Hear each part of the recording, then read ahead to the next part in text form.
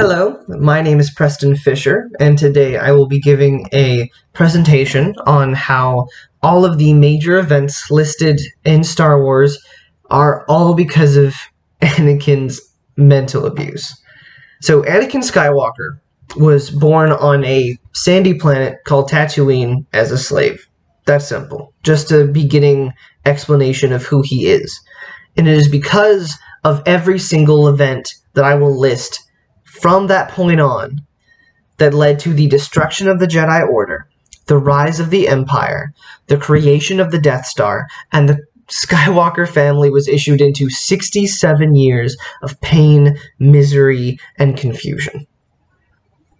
Alright, so leading up to the destruction of the Order, we see Anakin being taken away from a mostly loving environment.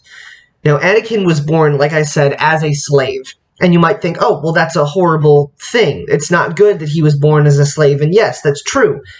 But in comparison to how he's treated outside of that, it was actually a very loving environment. Because in the first prequel movie, we see Anakin being treated kindly by a lot of the exterior vendors outside of his own shop.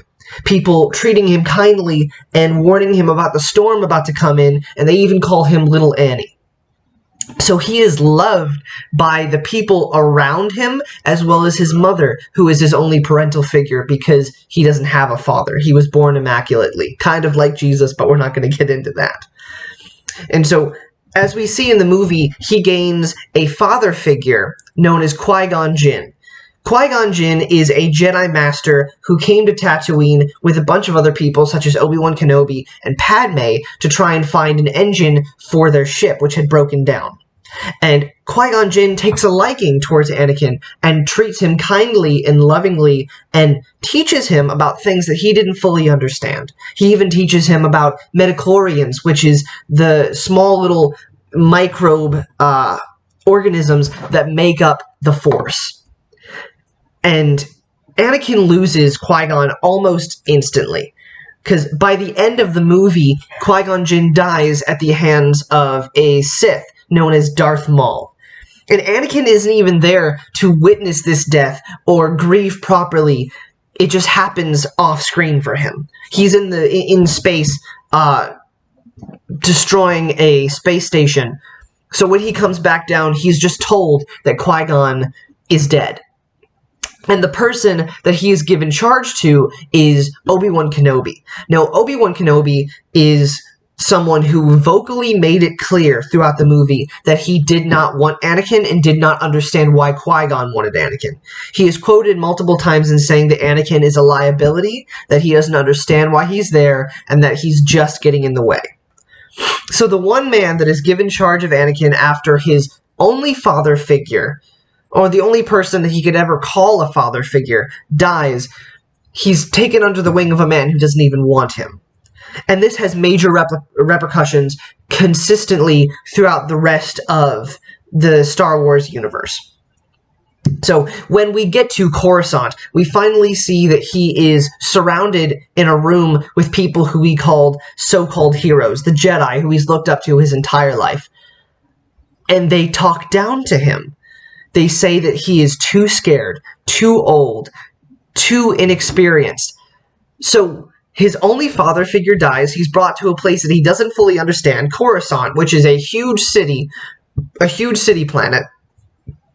And he's told by the people that he has been looking up to his entire life, sorry, you're not good enough. How is that for mental abuse? So after that, he's not really given much time to think or process. He is just sidelined, he is muted, and he's never given the emotional space to breathe or grieve Qui-Gon's death. And all of these events result in the destruction of the Order, with Anakin taking a huge group of clone soldiers, which were the army for the Republic at the time, and killing hundreds of younglings and adult Jedi, all of them left dead. So this is the first group of millions of deaths that occur because of Anakin's mental abuse. And even after this, Anakin goes up against Obi-Wan thinking that he had betrayed him, and he is left emotionally, physically, and mentally scarred. Because his arm and leg is cut off. He loses so much of his body because lava envelops him. And so he's burned to a crisp, only being revived by a mechanical machine, which ended up giving him robotic parts, such as robotic lungs and robotic legs and robotic arms. He's left scarred because of this event. He loses all support systems that were there to help him work through his trauma. So he loses the Jedi Order because they're dead. He loses Obi-Wan Kenobi, who wasn't a really good support system in the first place because he almost killed him. He loses Padme, his wife with child, because he was confused at the time and almost killed her. And she also loses the will to live, killing herself and almost her 2 children. So all of Anakin's support systems and any possible avenue to get Anakin to turn from his evil ways are now gone because of Anakin's mental abuse from the beginning of his life here in Coruscant at age 9. And it is because of all of these events that Anakin is called Darth Vader and given full control of the galaxy's army. Now, the rise of the Empire happens because of this event, and there are so many after effects on the galaxy because of this. We're going to have to rush through them because of time. But major systems are put under martial law. People are kept in their homes, and all of their freedom is taken away. Civil rights are trampled as, quote from Padme in the 3rd movie, "Liberty dies with thunderous applause." The clones are sidelined for generic human fodder because Palpatine, Emperor Palpatine, who used to be Chancellor, doesn't trust the clones anymore because they were a part of the original Republic. So he changes them out for generic human cannon fodder. He has all Jedi hunted down and killed, and he rules with an iron fist. All of this happens, as I said before, because of Anakin's mental abuse as a 9-year-old child. Even moving forward in the creation of the Death Star, which is another major event that happens in the creation of the Empire, the galaxy is brought to its knees by this destructive machine. The Death Star allows the Empire to commit mass genocide without batting an eye, simply pressing a button. And this is shown through the millions of families that are just taken and disappear in an instant when Admiral Moff Tarkin blows up Alderaan. Alderaan is a huge planet, a lot like Earth, and one singular shot destroys the entire planet. And this is helmed by a man named Admiral Moff Tarkin, who was chosen by Darth Vader to helm this project. So now that we see that because of Anakin's mental abuse, the Empire now employs genocidal maniacs, causing other mass deaths and demonstrations across the galaxy. And it is because of all of these major events that the Skywalker family is issued into 67 years of pain, confusion, and misery by way of his children, Luke and Leia. Now, Luke and Leia, because they were separated as children and didn't know each other, when they finally meet, they fall in love with each other because they don't know that they are siblings. How screwed up is that? The children of Anakin briefly fall in love with each other and kiss, and it's the weirdest thing in the world. Later on, when Darth Vader is fighting Luke Skywalker, Luke loses a hand, specifically.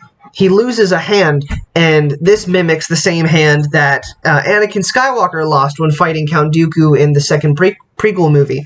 And so that's another group of abusive behavior that is replicated from father to son. Then Ben Skywalker, which is Han Solo and Leia Skywalker's son, doesn't even know who Darth Vader is and only figures out his family line when a smear campaign is created about Leia. So he falls to the dark side and kills millions of people as well. Again, adding to the large group of dead people that occur all because of Anakin's mental abuse. And even Ben Skywalker eventually dies as well because of this entire event. So lastly, in conclusion, as you can see, all of these events that have just jumped from one to the next, to the next, to the next. Anakin Skywalker, as Darth Vader, repeated and replicated the treatment that he received as a child. And he threw it onto his kids, and this continued the line of pain and abuse that occurred as a result of Anakin's mental child abuse. Thank you.